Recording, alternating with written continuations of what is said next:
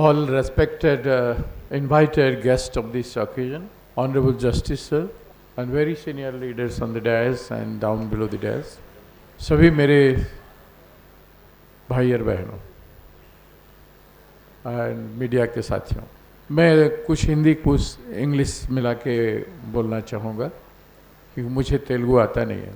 मैं इसलिए आया हूँ आज की इस केवल इसी बैठक के लिए मैं आया हूँ। उड़ीसा से एयरपोर्ट से सीधा आया और यहीं से सीधा एयरपोर्ट जाऊँगा। मेरा भी वहाँ पे बहुत बड़ा आंदोलन चल रहा है। मेरा आने का मकसद है कि जंगल में हो सके तो शांति होगा, तो जंगल में आज जो हालत में लोग हैं उसमें कुछ परिवर्तन होगा। इस लालच में मैं यहाँ पे आया हूँ। मैं अपना बैकग्राउंड थोड़ा बता दूं कि मैं 80 के दशक में छात्र युवा संघर्ष वाहिनी का राष्ट्रीय कोऑर्डिनेशन कमेटी का चेयरमैन था। बहुत लड़ाई हुआ, आंदोलन हुआ बिहार में, जब माओइस्ट भाई लोग कुनकुन मसूरी आदि जगह में जंगल की ज़मीन की लड़ाई लड़ रहे थे, तब हम भी जंगल के ज़मीन की लड़ाई भूमिहीनों के लिए बोधगया में लड़ रहे थे। जो लड़ाई गांधी जी, विनोबा भावे जी और जयप्रकाश जी ने, लोहिया जी ने शुरू किया था, उस लड़ाई हमारी लीडरशिप में वहाँ पे चल रहा है और उसमें हम कामयाब हुए थे विदाउट हिंसा में, बिना हिंसा में कामयाब हुए थे। तो नक्सलाइट भाई लोग उधर आके हमको पूछे तो आप कैसे कामयाब हो गए? हमने कहा आपने बंदूक पकड़ा है, हम बिना बंदूक से लड़ रहे हैं। आपके पास 100 लोग हैं लड़ने वाले, हमारे पास 20,000 लोग हैं। फर्क यही था कि जब 150 बंदूक लेके वहाँ मठ के खिलाफ हम लड़ रहे थे तो 150 बंदूक लेके आए, हम लोग 20,000 लोग खड़े हो गए, मारो जितना मार सकते, और लोग पीछे हटते गए और हम आगे बढ़ते गए। और जो खेत में हमने खेती किया था 20,000 लोगों को लेके, उस फसल को हम काटते गए। बाद में सरकार को वो जमीन को भूमिहीनों में बांटना पड़ा। पहले सरकार मना कर दिया था और हाईकोर्ट भी मना कर दिया था, लेकिन बाद में उसको बांटना पड़ा और आज वो जमीन के मालिक। मैं उसके बाद भूख की लड़ाई लड़ा कालाहांडी में। जब 85 आप सुनते होंगे, कालाहांडी में जो फेमिन और स्टारवेशन डेथ चल रहा था, तब मैं 25 साल 2 महीना का विधायक था। 2 महीने में मैं विधायक बना। और मैं जब पैदल अपना विधानसभा में अपना अनुभूति इसलिए बता रहा हूँ, हो सकता है इसमें लोगों को काम में आए, कि मैं पैदल चला, पूरा गरीबी देखते देखते मैं थक गया, मेरा आँख थक गया, मैं टूट गया। तब विधानसभा मैंने अकेले हिलाना शुरू किया। पूरा देश और वर्ल्ड के न्यूज रिपोर्टर्स कालाहांडी पहुंचे, इसलिए कालाहांडी का भूख और फेमिन को आज भी लोग जानते हैं।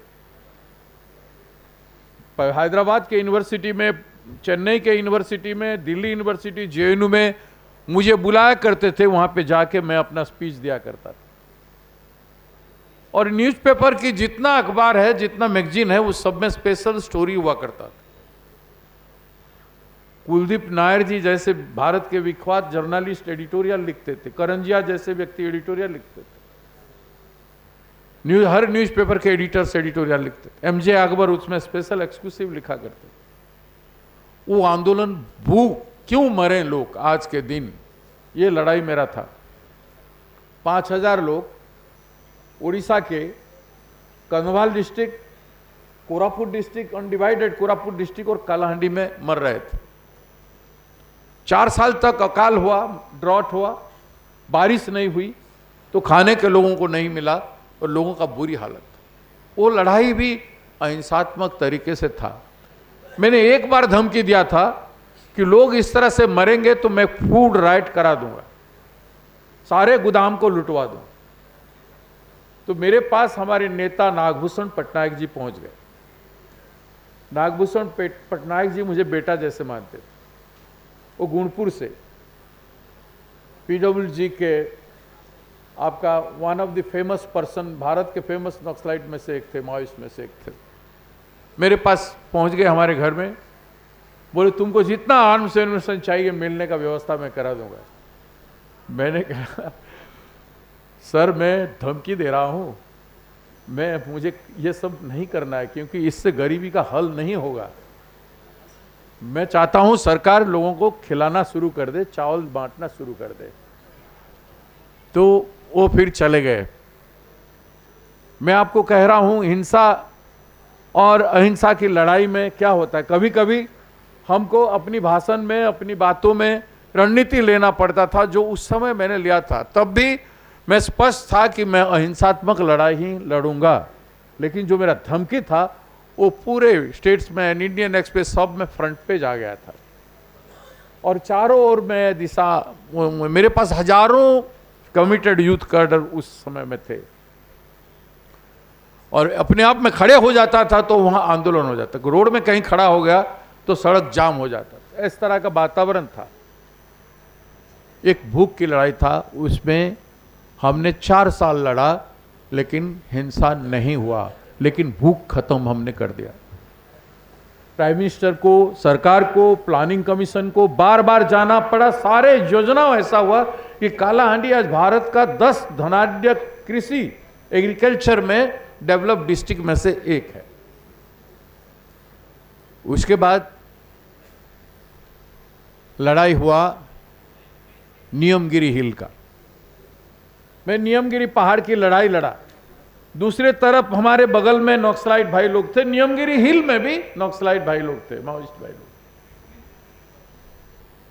और मैं वो लड़ाई लड़ा। मैं एक्स यूनियन मिनिस्टर होने के बाद 1 बार एमपी बना, 3 बार एमएलए बना, 1 बार केंद्र मिनिस्टर बना।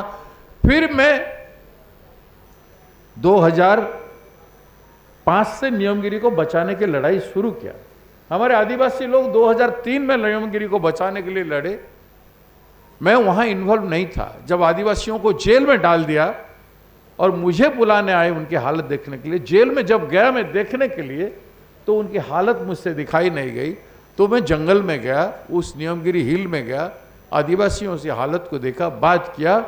फिर मैंने ग्रीन कालाहांडी फॉर्मेशन किया।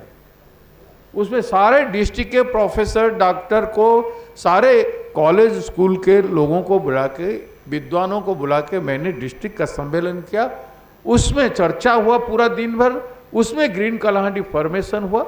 मैं किसी और को बनाना चाहता, सभी लोग बोले कि लड़े गोते आप, तो आपको बनना पड़ेगा चेयरमैन। उसमें सीपीएम, सीपीआई, सारे पॉलिटिकल पार्टी थे, सिवाय बीजेपी और वहां का रीजनल पार्टी जो सरकार में था, उसको छोड़ के बाकी सब लोग यूनाइटेड हो गए।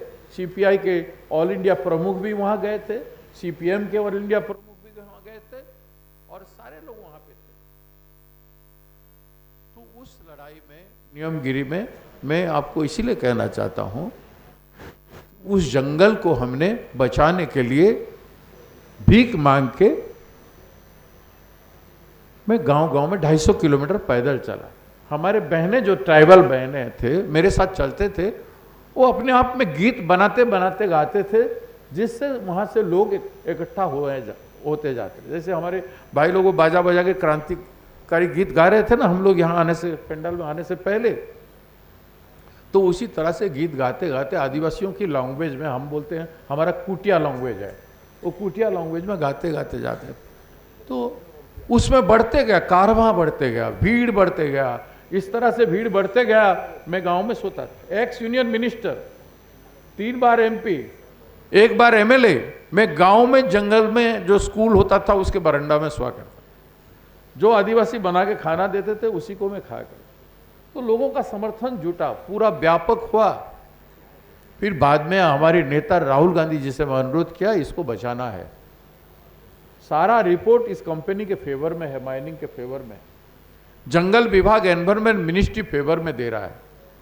तो राहुल गांधी जी लॉ मिनिस्टर को बुलाए और एनवायरमेंट मिनिस्टर को बुला के डिस्कशन किए। फिर मैंने उनको नियमगिरी हिल में ले गया। पुलिस वाले, डीजीपी वगैरह बताए कि ये यहाँ पे नक्सलाइट लोग हैं, आप कैसे ले रहे हो? मैंने कहा नक्सलाइटों को यहाँ से मतलब नहीं है, मुझे इस जंगल को बचाना है और इसलिए मैं ले रहा हूँ, रिस्क मेरा है। वहाँ डीजीपी वगैरह सबको बोला। मैं राहुल जी को मना कर दिए थे, वहाँ के एसपीजी वाले भी मना कर दिए। मैं जब फ़ोन पे कहा कल प्रोग्राम है, आज मना हो गया, तो मैं राहुल जी को फ़ोन करके कहा कि आपको आना है, मैं यहाँ पे जंगल में हूँ। तो आए, आके आदिवासियों के अंदर जंगल में घुस के उनके साथ खाना खाए। और उनका सारी बात को सुनने, हमने जो बात रखना था उनको बताना था, प्रैक्टिकली बता दिए। तो उन्होंने 30,000 आदिवासियों के बीच में बोले इसमें हम माइनिंग होने नहीं देंगे, जब सरकार कांग्रेस का था केंद्र में। और वहां गए, सारा चीज हुआ। हमने 5 साल लड़ाई किया। 2010 में फिर से राहुल गांधी जी आए और बोले यहां माइन नहीं होगा। लेकिन उससे पहले जो 5th शेड्यूल की बात आप लोग आज यहां पर करेंगे, 5th शेड्यूल की बात को लेके सवाल उठे, एनवायरमेंटलिस्ट लोग उठाए, सक्सेना कमेटी एक बना, सक्सेना कमेटी गया, सुप्रीम कोर्ट ने उसका ऑब्जर्वर बिठाया रिटायर्ड जजेस को, और वहां जाके रिटायर्ड जज के सामने ग्राम सभा हुआ। 12 गांव में ग्राम सभा हुआ, पीसफुली ग्राम सभा हुआ, कहीं एक भी हिंसा नहीं हुई। हमने पहाड़ को ह्यूमन चेन से घेर लिया। हमने 11 दिन तक इकोनॉमिक ब्लॉकेड किया, 5 दिन तक इकोनॉमिक ब्लॉकेड किया। 11,000 लोग सोए रहे, मैं खुद सड़क में सोया रहा। और वो व्यापक आंदोलन बना। इसके लिए हमने हर गांव में लोगों से प्रेयर कराया। एक दिन 11 बजे 5 मिनट सब गांव के लोग प्रेयर करेंगे, तो 2,000 लोग, गांव के लोग एक साथ प्रेयर किए कि इस पहाड़ को बचाना है। फिर सेमिनार भुवनेश्वर में कई बार किया, दिल्ली में कई बार किया, लंदन में कराया। तो ऐसे इंटेलेक्चुअल माहौल बनाया, दबाव बनाया डेमोक्रेटिकली, और इस सारे चीजों से बिना रक्तपात में नियमगिरी बच गया। इसलिए संभावना था, तब भी हुआ था। मैं इसलिए दोनों आंदोलन को, गांधी जी के आंदोलन के बाद 2 आंदोलन जा रहा हूं जहां पे मैं काम किया हूं। वो है बोधगया का भूमि संघर्ष, वो भी फेमस इंडिया में है, जो लोग पढ़े हैं लिखे हैं जानेंगे, और दूसरा है नियमगिरी लड़ाई बिना आर्म से। इसलिए लड़ाई हिंसात्मक तरीके से क्यों, क्या मकसद है? क्या हम लोगों को बंदूक दे पाएंगे? मैं तब भी कहा करता था, और यह भी मेरा बैकग्राउंड दीजिए। कोंडापल्ली सीतारामैया जी को जब जेल से रिलीज किया गया तो मैं भारत सरकार का मंत्री था। यहां सार बता रहे थे कि उनका शरीर बहुत खराब था जेल में, यहां पे हैदराबाद में। तो उनको रिलीज करने के लिए एनटीआर मुख्यमंत्री जी के ऊपर बहुत दबाए, यहां का इंटेलेक्चुअल लोग डाले उनको। मैं आया था एक बार, तो मुझे भी कई जर्नलिस्ट लोग मिलके बताए, मैं जो लोग होंगे तो उनको याद होगा, मैं यंग मिनिस्टर था, 30 साल की उम्र में मैं केंद्र मंत्री था। तो मुझे बताए। फिर इंदिरा रेड्डी उस समय होम मिनिस्टर था। इंदिरा रेड्डी मुझे रिक्वेस्ट किया कि हम लोग चंद्रबाबू नायडू, मैं और एनटीआर जी आना चाहते हैं, आपसे मिलेंगे और आप प्राइम मिनिस्टर से हमें मिला के उनको रिलीज करने की बात करें। मेरे घर पहुंचे दिल्ली में, मैं उनको लेके, उस समय तत्कालीन प्राइम मिनिस्टर चंद्रशेखर जी थे, मैं उनके पास लेके गया। उनका जो नोट था क्यों रिलीज करना चाहिए वो आप लोगों ने तैयार किया होगा, और एनटीआर जी उसको पेश किए और प्राइम मिनिस्टर ने उस पर दस्तखत कर दिया और भारत के राष्ट्रपति उनको रिलीज कर दिया। मेरा बैकग्राउंड ये है। जब आजाद को पॉइंट ब्लैंक पे किलिंग हुआ 2010 में, जब पीस टॉक के लिए आजाद जा रहा था और उसका पॉइंट ब्लैंक किलिंग हुआ, मुझे स्वामी अग्निवेश जी ने बताया कि भक्ति ऐसा ऐसा हुआ है। तो मैंने पार्लियामेंट में बीइंग कांग्रेस इलेक्टेड एमपी, मैं 2010 में इस बात को उठाया, जो फ्रंट पेज न्यूज था सारे न्यूज़पेपर में, कि Congress MP raises the matter of Azad killing. This is my background. Bastar में मैंने गरीबों के बीच में बहुत गया हूं, देखा हूं, गरीबी मुझसे देखा नहीं जाता है। बस्तर में जो गरीबी का हालत है, सोडी मैडम जानती, पहनने के लिए बहनों के ऊपर कपड़ा नहीं, एक पुराना कपड़ा पहने हैं तो उसको सदियों तक पहनते रहते। बच्चों के सर में तेल नहीं, बच्चे दिख नहीं पाते हैं कि कहीं इंसान जैसे हैं। मैं 2013 में जब बस्तर गया था चुनाव से पहले, तो बुरी हालत देखा नहीं गया। वो भी दंतेवाड़ा में, दरभा में गया था, वो भी देखा नहीं गया। 8,000 9,000 लोग मेरे से बात करने आए थे। मैं उस समय फायर किया था, मेरा स्पीच बड़ा भयंकर था। कालाहांडी का 80s में जो हालत था, उससे बदतर हालत बस्तर में 2013 में था, और आज भी कोई अच्छा हालत नहीं है। आज भी कोई गांव में गरीबों की उत्थान नहीं। गरीब लोग जो जंगल में रहते हैं, ये सारे जंगल का मैप जो इनाया जी ने यहाँ पे दिखा रहे थे, बोल रहे थे, उसमें जो हालत आज भी है, ह्यूमन इंडेक्स डेवलपमेंट जो कमजोरी आज हमारे देश में है, वो जंगल के जो 70 जिला है उसमें जो गरीबी है, उसको अगर आप डेवलप कर देंगे तो ह्यूमन इंडेक्स डेवलपमेंट अप हो जाएगा, ऊपर हो जाएगा। वो नहीं हो पाने का कारण ये है कि स्वभावतः बाय हैबिट गवर्नमेंट में बैठने वाले वो उनको दिखता नहीं है, वो जंगल की गरीबी दिखता नहीं, बाय हैबिट। मेरा प्रैक्टिस है, इसीलिए मैं कह रहा हूं बाय नेचर, क्योंकि उनके पास समय नहीं होता है। उनके पास समय हो जाता है, चुने हो जाने के बाद अच्छे अच्छे लोग बदल जाते हैं और वो घेर जाते हैं चापलूसों के अंदर, और उसमें ठेके बांटना, इसको मोबिलाइज करना, उसको मोबिलाइज करना, फिर से कैसे चुनाव जीतना, इतने में लोग खत्म हो जाते हैं। फिर कभी कोई जीतता है, कोई नहीं जीतता है, तो उसका कहानी भी खत्म हो जाता है। तो वो नहीं। और आजकल तो ये है कि जंगल की संपदा, जल जमीन जंगल को हर हालत में बेचना है, हर हालत में, चाहे कितने भी लोगों को मार क्यों नहीं दिया जाए, नक्सलाइट के नाम पर मार क्यों नहीं दिया जाए, डेवलपमेंट के नाम कहेंगे, और हो रहा है। जिस तरह से सोढ़ी मैडम जी ने बताया, कितना हॉरर स्टोरी बताया, ऐसा बहुत हुआ है। कई बार कंधमाल में एक बार हुआ ऐसे, इनोसेंट लोग मर गए। मैं वहां पे 3 दिन पैदल यात्रा किया, लोगों में विश्वास पैदा करने के लिए, होश पैदा करने, 3 दिन जाके मैं पैदल यात्रा किया। कंधमाल का मैटर 5-6 साल का है, ज्यादा नहीं। मेरे जिले में 2 बार ऐसे हत्या हुआ, तो मैंने धमकी दिया, वहां पे जाके मैं रैली किया, तो तुरंत उन परिवार को कंपेंसेशन 4 लाख 5 लाख रुपया कंपेंसेशन परिवार को दिया गया। सरकार को गलती मानना पड़ा।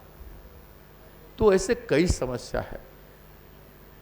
तो साथियों, पहला तो ये है कि क्या हम अंधाधुन ब्लाइंड इंडस्ट्रियलाइजेशन को हिंसा से रोकने का हिम्मत हमारा है? नहीं है। क्या हम बंदूक की लड़ाई से लाखों लोगों को एक साथ जुटा सकते हैं? नहीं। आपके पास खाने के लिए नहीं है, आपके पास पहनने के लिए नहीं है, आप उन गरीबों को कैसे बंदूक देंगे? एक बंदूक का कीमत क्या है? एक बंदूक का कीमत क्या है? अगर लाएंगे भी तो कहां, आपके लिए किस गोदाम में इतना बंदूक रखा है जो आप निकाल के लाएंगे और उनको बंदूक देंगे? नहीं, संभव नहीं है।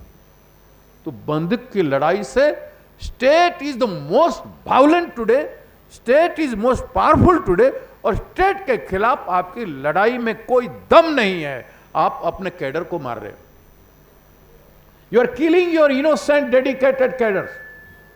दूसरी बात है कि नक्सलाइट के नाम पर झारखंड एरिया में और कहां कहां कुछ गलत लोग लूटने लगते हैं, नक्सलाइट के नाम पर हिंसा पैदा करके, अपना दहशत पैदा करके वहां अपना जीविका करते हैं, वो अलग बात है। लेकिन नक्सलाइट का, माओइस्ट का जो स्पिरिट है, जो आइडियोलॉजी है, वो आइडियोलॉजी भी टिक नहीं पाएगा आज जैसे परिस्थिति है। इसलिए आपको युद्ध विराम करना पड़ेगा, आपको सीज फायर करना पड़ेगा। किसका हित में? आपकी अहंकार के हित में नहीं कि मैं क्यों बंदूक छोड़ दूं, मेरे को मार देंगे, मारने दो ना आपको एक आदमी को। आप एक आदमी के चलते लाखों क्यों तकलीफ होंगे? Why millions will suffer for you 500 or 1000 or 2000 people? This is modern age. अहिंसात्मक लड़ाई लड़ो। वो नौजवान जो एक बंदूक लेके मार रहा है और मर रहा है और जिंदा रहेगा, इंकलाब जिंदाबाद करेगा, स्लोगान करेगा, सत्याग्रह करेगा, अनशन में बैठेगा, तो लाखों का सहारा बनेगा। लाखों का सहारा बन सकता है एक चिंगारी, एक लड़ाकू, एक क्रांतिकारी व्यक्ति। तो अगर आपके पास 100, 200, 500 अगर माओइस्ट के अंदर हैं, तो अपना गति बदल दो यार। क्यों? समय के अनुरूप गति बदलने की आवश्यकता है। समय के अनुरूप आप जड़ता, नक्सलाइट एक जड़ है। बंदूक पकड़ना, हिंसा से परिवर्तन करने का सोच जो है, एक जड़ता है। आप में जड़ता हो तो आप में विकास कैसे होगा? जैसे हिंदूवादी जड़ता है, तो ऐसे आप भी जड़ता है। कैसे परिवर्तन लाओगे? भीष्म, आप महाभारत में एक कहानी देखे हैं, भीष्म ने संकल्प किया कि मैं हस्तिनापुर के शासन के साथ मैं अपने को जोड़ दिया और मैं कभी कुछ नहीं करूंगा, शासन जैसे होगा ऐसे होगा। धृतराष्ट्र ने जैसे क्या, भीष्म जैसे महारथी डांस किए, उनके बातों पर नाचने लगे और द्रौपदी का वस्त्रहरण हो गया, भाई भाई में लड़ाई हो गया, पांडव का हो गया, अन्याय होने लगा पूरी तरह से, मानवता खत्म हो गया। तो भगवान कृष्ण ने जब भीष्म को हत्या किया तब बोले आप जिम्मेदार हो, इतने बड़ा गंगा पुत्र होते हुए सारा चीज का जिम्मेदार आप हो, आपके चलते ये युद्ध हो रहा है, नहीं तो आपके वंशज बचे रहते। आपने उनको हत्या, आपने उस समय अगर रोका होता अपने बेटा धृतराष्ट्र को, अगर उस समय आपको अस्त्र उठाए होते तो ये सारे योद्धा जो आज यहां पर हैं ये अस्त्र नहीं उठाए होते आपके सामने। और आप खुद को परिवर्तन नहीं किया, खुद जड़ता बने रहे। आप गलत प्रोमिस करोगे, शपथ करोगे और समाज उसके लिए सफर करेगा। मैं वही कह रहा हूं आपको कि आप गलत प्लेस किए हो माओइस्ट बन के परिवर्तन लाने का, और आपकी प्लेस के अहंकार के नीचे लाखों करोड़ों जंगल में रहने वाले आदिवासी गरीब आज भी गरीब हैं। मैंने देखा 2013 में उन जंगलों में, बस्तरों के जंगल में, उस कहानी को मैंने उठाया, उससे बुरी हालत नहीं था मेरा कालाहांडी में। मैं 2-4 बच्चों का हालत देखा नहीं, मैंने पूरे देश को हिला दिया था गरीबी में। मुझे कहना पड़ा था कि खाना नहीं मिलेगा तो मैं बंदूक उठाऊंगा। उसी से सरकार सोच में पड़ गया, इमरजेंसी खाना बना के दूसरा दिन से सबको देने लगा, सरकारें की गोदामें खोलने लगी। तो मेरा यही है कि आज भी संभावना है, हम मानवता को सुंदर से बनाएं, प्यार से बनाएं। जो हिंसा बीजेपी के हिंदू आरएसएस टाइप ऑफ लोग कर रहे हैं वो हिंसा हम क्यों करें? हम असंगठित हो या संगठित हिंसा हो, उससे हम मानवता को सींच नहीं सकते हैं, सुंदर नहीं बना सकते हैं। प्यार बांटना पड़ेगा, प्यार से कुर्बानी देना पड़ेगा, सत्याग्रह करना पड़ेगा। मेरा विश्वास है कि आज भी गांधी जीवित हैं, नहीं तो हम नियमगिरी कैसे जीतते, नहीं तो हम बोधगया का भूमि संघर्ष कैसे जीतते, नहीं तो मैं भूख की लड़ाई कैसे जीतता कालाहांडी में। आज सिंचाई 70% है सर, जहां 3% था कालाहांडी में। उस समय मैं गरीबी की, भूखमरी की बात उठाया था। तो इसलिए लड़ाई में संभावनाएं है। मेरा अनुरोध है आप सब लोगों से कि सीज फायर हर हालत में करें। सरकार की मानसिकता दबाने का होगा, कुचलने का होगा, आपको खत्म करने का होगा, बहाना बहुत होगा, लेकिन आपको सहना पड़ेगा। बृहत स्वार्थ, बहुमुखी स्वार्थ के लिए खुद को कुर्बानी देना पड़ेगा, और वो कुर्बानी हीरोइज्म होगा। आपका हीरोइज्म, आपका कमिटमेंट, आपकी सैक्रिफाइस, आपका पूरा जवानी उसमें देना। इसलिए इस बात को मैं खत्म करते समय, अपनी बात को खत्म करते, मैं कहना आया था इस बात को खुल के कहने के लिए, और कह दिया मैं, जो होना है होगा, जो आप करना है करेंगे, जो हालत है होगा। लेकिन मैंने अपनी बात रख दिया, मेरा सोच रख दिया, क्योंकि मैं कभी बंदूक उठाना चाहता था, नहीं उठा पाया, क्योंकि मुझे नहीं लगा कि मैं उठाऊंगा तो अच्छा होगा, ये नहीं लगा। और आज जो हो रहा है वो उससे समाज का नुकसान हो रहा है। एक व्यक्ति, ये जो आज भी जितने जिंदा हैं वो हमारे अनमोल रतन है। इसलिए मैंने कहूँगा, इस नदी की धार में ठंडी हवा आती तो है, नाव जर्जर ही सही लहरों से टकराती तो है। इस नदी की धार में, इस नदी की धार में ठंडी हवा आती तो है, नाव जर्जर ही सही लहरों से टकराती तो है, नाव जर्जर ही सही लहरों से टकराती तो है। एक चिंगारी कहीं से, एक चिंगारी कहीं से ढूंढ लाओ दोस्तों, इस दिए में तेल सी भीगी हुई बाती तो है, इस दिए में तेल सी भीगी हुई बाती तो है। Thank you.